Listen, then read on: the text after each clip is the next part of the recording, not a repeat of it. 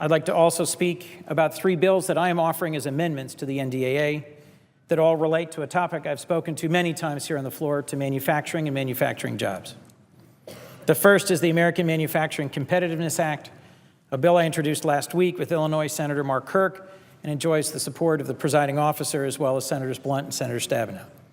It has a simple but important objective to require the creation of a national manufacturing strategy.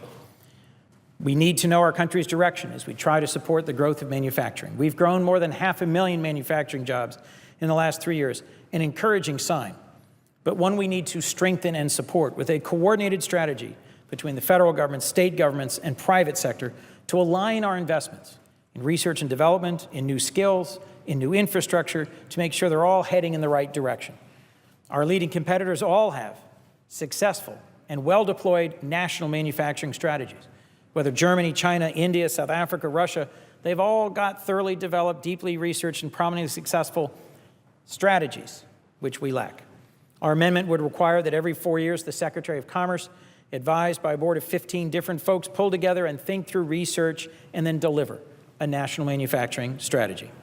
This amendment is bipartisan, simple, does not cost the federal government a dime, and doesn't create a new program.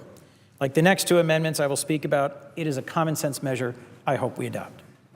Second, I'd like to speak briefly on an amendment I'm co-sponsoring with Senator Blunt to ensure small businesses are not subject to conflicting guidance from federal agencies. In the 70s, Congress passed a measure for the Small Business Administration to ensure that small businesses that get contracts from the government aren't actually fronts for much larger companies. And last year, we passed similar but distinctly different rules for the Department of Defense.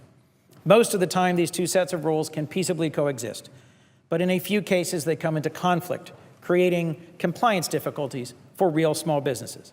This amendment would say that when both sets of rules apply, the SBA rules apply while the DoD rules do not. This amendment is bipartisan, has no cost, and will help small business focus on effectively delivering products and services without worrying about compliance.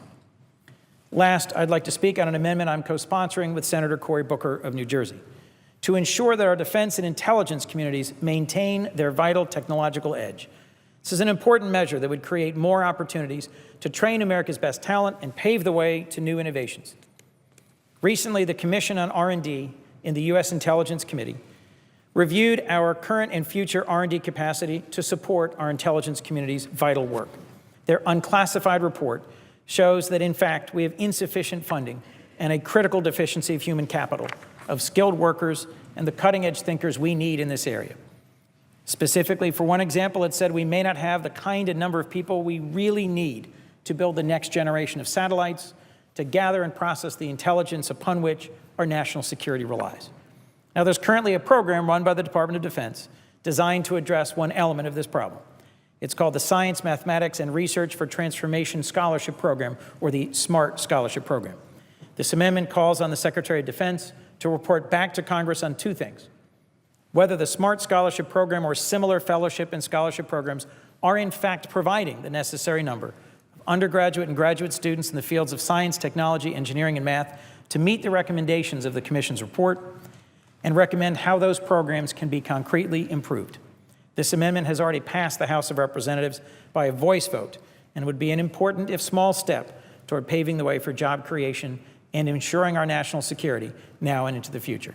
I urge my colleagues to support these amendments, and I'm grateful for the opportunity to contribute to the debate on these important issues.